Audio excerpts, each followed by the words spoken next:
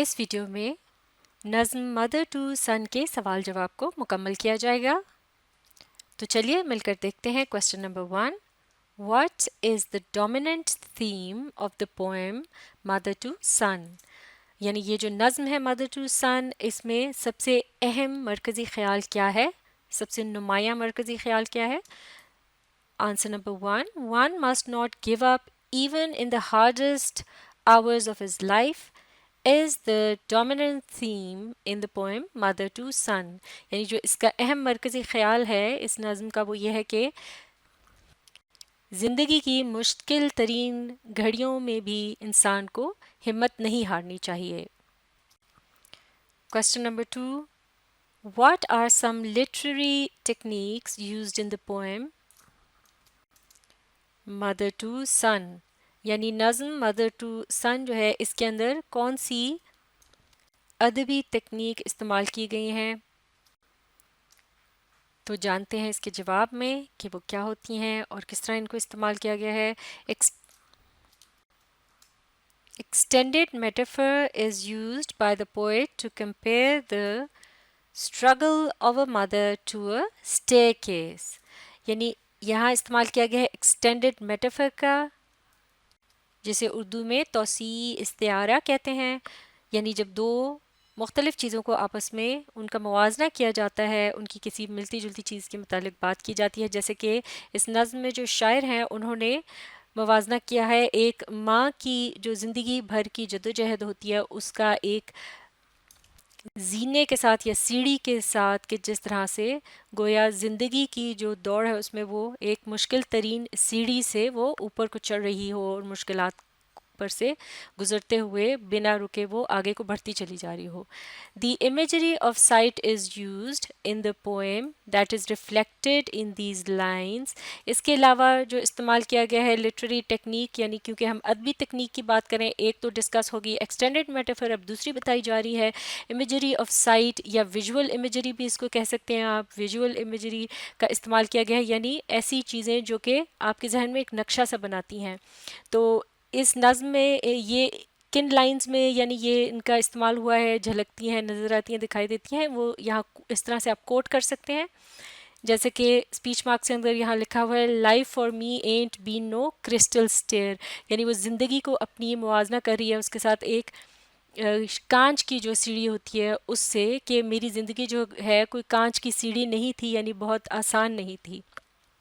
تو اب جو ہی ہم یہ لفظ پڑھتے ہیں کانچ کی سیڑھی تو ذہن میں ایک اس کا نقشہ سا بنتا ہے، یعنی ایک امیج کریٹ ہوتا ہے، لہٰذا اس کو امیجری آف سائٹ یا ویژول امیجری کہتے ہیں. اسی طرح سے یہ ہے and places with no carpet on the floor. جیسے وہ اس اپنے سفر کے متعلق بتاتی ہے کہ وہ جو زینہ تھا، سیڑھی تھی، اس میں ایسی جگہ بھی آتی تھیں کہ جہاں کوئی قالین نہیں تھا، یعنی فرش جو ہے وہ کھلا تھا، جیسے کہ اس پر چلنا دشوار ہوتا ہے. تو یہ ان مشکلات کے متعلق ایک نقشہ کھینچنے کے لیے ایک یہ امیج کریٹ کیا گیا ہے کہ ایک کھلا فرش جو ہے اس کا تصور اس سے ذہن میں آتا ہے. تو یہ بھی ایک ویژول امیجری ہے جسے ہم اپنے ذہن میں نقش بند کر لیتے ہیں. اس کے علاوہ جو ادبی ٹیکنیک یا لٹریری ڈیوائس استعمال ہوئے وہ ہے ایزوننس. ایزوننس کا کیا مطلب ہوتا ہے؟ دا ریپیٹیشن آف وال sounds in the same line. جب ایک جیسی وال کی جو ساؤنڈز ہے اے ای آئی او یو لیٹرز سے جو بنتی ہیں ان کا ایک ہی لائن میں استعمال کیا جائے، قریب قریب الفاظ کے اندر استعمال کیا جائے. ہیز بین یوزڈ یعنی استعمال ہوا ہے اس نظم میں. Similarly consonance, the repetition of consonant sounds. اسی طرح سے جو کانسوننٹ لیٹرز ہوتے ہیں جیسے کہ اے ای آئی او یو کے علاوہ جتنے بھی لیٹرز ہیں انگلش الفابیٹ کے اندر انہیں کانسوننٹس کہتے ہیں. تو ان کو جب ریپیٹ کیا جاتا ہے قریب قریب تو اسے کانسوننس کہا جاتا ہے. ہیز آلسو بین یوزڈ یعنی اس کا بھی استعمال کیا گیا ہے. اس سوال کے جواب کے ساتھ آپ کوئی ایک آدھ لائن اس طرح سے کوٹ کر سکتے ہیں، جیسے کہ یہاں پر یہ لائن ہے جس میں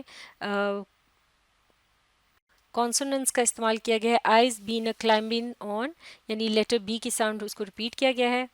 تو یہ ہے کانسوننس کا استعمال. اسی طرح سے آپ اسپیچ مارکس کے اندر یہ لائن لکھ سکتے ہیں so boy don't you turn back. تو یہاں پر لیٹر او جو ہے اس کا بار بار استعمال کیا گیا ہے، یعنی ریپیٹ کیا گیا ہے، معاف کیجیے گا. تو اسے کہتے ہیں ایزوننس یعنی وال ساؤنڈ کو ریپیٹ کیا گیا ہے. تو اس لائن کو بھی آپ اس طرح سے اسپیچ مارکس کے اندر لکھ سکتے ہیں ایزوننس کے ساتھ. جیسے کہ یہاں پر ایزننٹ سے متعلق جو جملہ ہے اس کے بعد آپ اگلی لائن میں اس جو پوئم کی لائن ہے اسے لکھ سکتے ہیں، اور کانسوننٹس والی لائن کو آپ اس کے یہاں کانسوننٹس والے جملے کے بعد لکھ سکتے ہیں اور جواب کو مزید مضبوط بنا سکتے ہیں۔ اگلا سوال دیکھتے ہیں، question number 3، what is an extended metaphor? ایک توسیعی استعارہ کیا ہوتا ہے؟ How does Hughes use this literary technique to illustrate the consistent struggle of a mother in her life؟ یعنی کس طرح سے اس ادبی تکنیک کا استعمال کیا ہے ہیوز نے یعنی پوئٹ نے، یہ بتانے کے لیے کہ ایک جو ماں ہے اس کی زندگی کی جو مسلسل جد و جہد ہے وہ اس کو کس طرح سے آگے لے کے چلتی ہے۔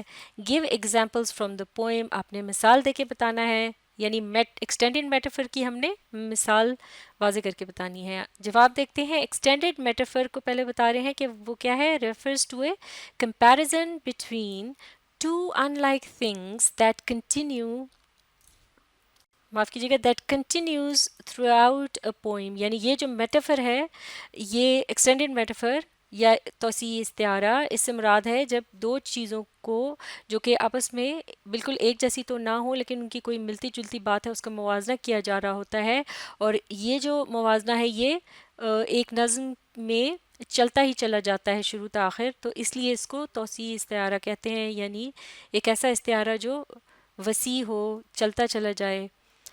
اب دیکھتے ہیں باقی کا اس سے متعلق کیا اہم پوائنٹس ہیں کہ دا اسٹیئرز، بلکہ اسی بات کو واضح کرنے کے لیے بتایا گیا ہے جیسے کہ السٹریٹ کرنا ہے اس نظم سے کہ ایکسٹینڈڈ میٹافر کس طرح سے استعمال کیا گیا ہے، تو بتایا جا رہا ہے کہ the stairs in the poem are compare to the life of a mother's struggle, جو ایک یعنی کہ اس نظم کے جیسے کہ پہلے بند میں بھی یہ کرسٹل اسٹیئر کی بات ہو رہی ہے، اس سے متعلق تمام باتیں جو یہاں ہائی لائٹ کی گئی ہیں وہ اسی سے متعلق ہیں، یعنی یہ توسیعی استعارہ جو ہے یہاں استعمال ہوا ہے، تو اس کے متعلق یہاں بتایا گیا ہے کہ یہ جو سیڑھی کا یعنی کہ ایک امیج استعمال کیا گیا ہے اس نظم میں، یہ ایک ماں کی جد و جہد کی طرف اشارہ کرتا ہے۔ It is not an easy path to climb, but the mother keeps on climbing the stairs even if they have sharp nails and splinters۔ یعنی اس سیڑھی پر چڑھنا یا اسے عبور کرنا جو کہ جس سے مراد ہے دراصل زندگی کی جو مشکلات ہیں، جو راستہ ہے اس کو طے کرنا، یہ جو ہے اتنا آسان نہیں ہوتا، لیکن وہ جو ماں ہے وہ اس پر چڑھتی چلی جاتی ہے، جبکہ یہ جو سیڑھی ہے اس پر جگہ جگہ کیلیں بھی موجود ہیں اور چھوٹے چھوٹے لکڑی کے ٹکڑے جو کہ یا تنکے جو کہ پیروں میں چبھتے رہتے ہیں، یعنی زندگی کی مختلف مشکلات جو ہیں اسے درپیش رہتی ہیں۔ They represent the hardships and hurdles that the mother has to face in real life۔ تو یہ دراصل ان مشکلات اور رکاوٹوں کی نشاندہی کرتے ہیں کہ جو ایک ماں کو اپنی اصل زندگی میں جن کا سامنا کرنا پڑتا ہے۔ اگلا سوال، in the poem Mother to Son Langston Hughes repeats some lines, یعنی اس نظم مدر ٹو سن میں لینگسٹن ہیوز جو اس کے پوئٹ ہیں انہوں نے کچھ لائنوں کو دہرایا ہے۔ What function does it serve in poetry explain, یعنی نظم کے اندر اس طرح سے لائنوں کو ریپیٹ کرنے کا کیا مقصد ہوتا ہے، اس بات کو تفصیل سے بتانا ہے۔ Answer 4، in the poem Hughes repeat some lines for instance, یعنی کہ اس نظم میں ہیوز جو ہے وہ کچھ لائنوں کو دہراتا ہے، مثال کے طور پر اب آپ نے اس طرح سے اسپیچ مارکس کے اندر یوں لکھ سکتے ہیں، سنگل اسپیچ مارک کے اندر یا ڈبل اسپیچ مارک میں بھی لکھ سکتے ہیں، لائف فار می اینٹ بی نو کرسٹل کلیئر، یہ ایک لائن ہوگی، اور and words like don't you, یعنی کہ یہ جو ہے اس طرح سے یہ ایک لائن ہے، لائف فار می اینٹ بی نو کرسٹل کلیئر، اسے دہرایا گیا ہے، اور اس طرح کے یہ جو ڈونٹ یو کے الفاظ ہیں جیسے کہ یہاں نظم میں ہم دیکھ سکتے ہیں انہیں یہاں تقریباً 3 مرتبہ دہرایا گیا ہے۔ The element of repetition is used by the poet to put emphasis on the most main idea of the poem۔ معاف کیجیے گا، on the main idea of the poem, یعنی یہاں پر جو یہ دہرانے کا جو ٹیکنیک ہے، یہ جو ٹیکنیک ہے استعمال کی گئی ہے اس کا استعمال شاعر مرکزی خیال پر زور دینے کے لیے کرتے ہیں. Repetition of lines also gives a musical quality to the poem. جو لائنوں کو جب دہرایا جاتا ہے اس سے نظم کے اندر ایک موسیقیت کا عنصر پیدا ہوتا ہے، ایک طرز سی بن جاتی ہے، اسے لے میں یا اس طرح سے گا کر پڑھنے میں پھر آسانی ملتی ہے، یا یوں بھی اگر اسے پڑھا جائے تو ایک اس کے اندر ردم محسوس ہوتا ہے. Question number 5. What type of imagery is used in the poem Mother to Son؟ یعنی Mother to Son نظم کے اندر جو ایک تصویر کشی کی گئی ہے وہ کس قسم کی ہے؟ What does it suggest؟ اور یہ کس بات کی طرف اشارہ کرتی ہے؟ جواب دیکھتے ہیں. The imagery of sight is used in the poem that is reflected in these lines. تو اس طرح سے ہم جملے کو شروع کر سکتے ہیں کہ کون سی امیجری ہے، یہاں نام بتایا گیا ہے، اس کو ویژول امیجری بھی آپ کہہ سکتے ہیں. امیجری آف سائٹ یعنی جس سے ایک ذہن میں نقشہ سا بنتا ہے. Is used in the poem that is reflected in these line, یعنی اس کا اس نظم میں استعمال کیا گیا. اور پھر آپ اس طرح سے لکھیں گے کہ کن لائنوں میں وہ اس کا جو ہے نا استعمال سامنے آتا ہے. تو لہٰذا اس لائن کو پھر آپ اس طرح سے یہاں کوما لگانے کے بعد پھر اسپیچ مارک اسٹارٹ کر کے لکھ سکتے ہیں، جیسے کہ یہاں ہے it's had tacks in it and splinters and boards torn up and places with no carpet on the floor bare. تو چاہے اسے آپ دو تین لائنوں کو اس طرح سے ایک ہی لائن میں بھی لکھ سکتے ہیں، یا جس طرح نظم میں لکھا گیا ہے اس طرح سے آپ اس طرح سے یوں نظم کی ترتیب میں بھی لکھ سکتے ہیں. اور ابھی یہ جملہ باقی ہے تو یہ اس طرح سے حوالہ دینے کے بعد نظم سے پھر باقی کا جملہ اس طرح سے ہے کہ an image is created in the mind of a reader about how the mother had to face the difficulties in life. یعنی اس سے ایک ذہن میں نقشہ بنتا ہے پڑھنے والے کے کہ کس طرح سے جو ماں تھی اس کو مصائب جو تھے زندگی کے ان کا سامنا کرنا پڑا. Question number 6. What is the tone of the poem Mother to Son? Support your view with instances from the poem. یعنی یہ جو نظم ہے مدر ٹو سن، اس میں کیا ٹون یا طرز استعمال کی گئی ہے، لہجہ جو استعمال کیا گیا ہے، اپنے جو رائے ہے اس کو مثال کی مدد سے واضح کرنا ہے اس نظم میں سے حوالہ دے کے.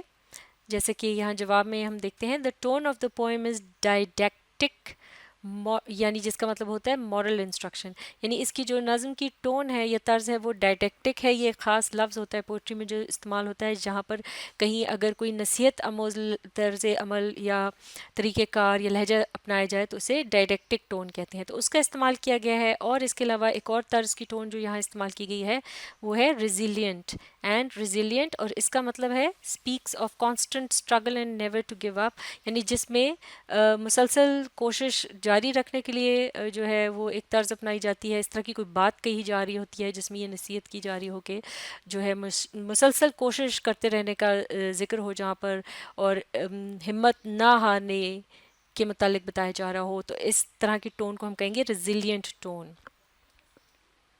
دراصل ریزیلینٹ کا جو لفظی مطلب ہے وہ ہوتا ہے دوبارہ ابھرنے کی قوت، یعنی ڈوب کر واپس اوپر آنا، یا اصل زندگی میں یعنی کسی مشکل سے پھر دوبارہ باہر نکلنے کی کوشش کرنا یا گر کر دوبارہ اٹھنا.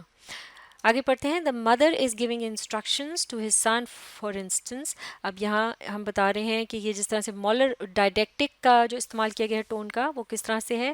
اس کے لیے پہلے یہ ایک جو شروع میں تعارفی جملہ ہے کہ یہ جو ماں ہے وہ اپنے بیٹے کو ہدایت کر رہی ہے مثال کے طور پر، اور پھر ایک جو ہے نظم سے یہاں اس طرح سے ہم کوٹ کر سکتے ہیں so boy don't you turn back, اس طرح سے ایک جملے کا حصہ، پھر ایک اور جملہ اس طرح سے کوما کا نشان، پھر speech marks, single speech marks میں بھی لکھ سکتے ہیں ڈونٹ یو سیٹ ڈاؤن، اور پورا جملہ لکھنے کے بجائے اس طرح سے الپسس کا استعمال ہے، 3 ڈاٹس لگا دیتے ہیں. پھر اگلا ایک اور مثال کے طور پر جو ہے معاف کیجیے گا جملہ تو نہیں لیکن نظم کی ایک لائن کا حصہ ڈونٹ یو فال ناؤ، اور اس طرح سے یہ 3 مثالیں جو ہیں ڈائڈیکٹک کی ہو گئی ہیں. اور پھر اسی طرح سے ریزیلینٹ کی الگ سے مثال یہاں ہم نے دی ہوئی ہے. The resilient tone is reflected in these lines to show the hardships, یعنی ان لائنوں میں جو ہے اب پتہ چلتا ہے کہ ریزیلینٹ کا کس طرح استعمال ہوا ہے جو مشکلات ہیں ان کے متعلق بتانے کے لیے، جیسے کہ یہاں کہا جا رہا ہے its head takes in it and splinters, and boards were torn up,